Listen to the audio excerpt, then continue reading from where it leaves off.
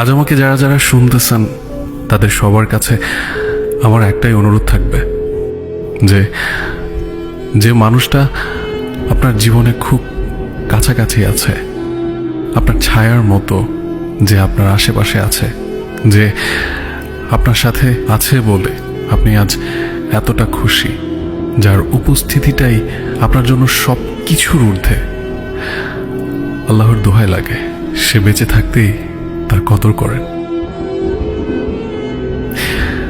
মানুষই বা কি অদ্ভুত জিনিস, জ্যান্ত মানুষের কদর করে না, কিন্তু মরে গেলে তাকে মনে করে তার স্মৃতি আঁকড়ে জীবন পার করে দেয়।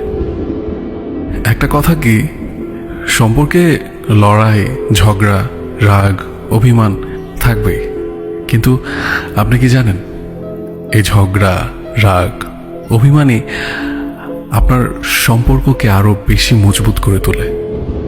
আর ঝগড়ার পরে যে ব্যক্তি ঝগড়া, রাগ, অভিমান ভাঙিয়ে মানিয়ে নেয় তার মূল্যটা অনেক বেশি, কারণ সে আপনাকে অনেক বেশি পরিমাণে ভালোবাসে। আর জীবনে চেষ্টা করবেন কখনো যেন এমন মানুষটাকে না হারাতে হয়, কারণ তারা ভাগ্য গুণে মেলে।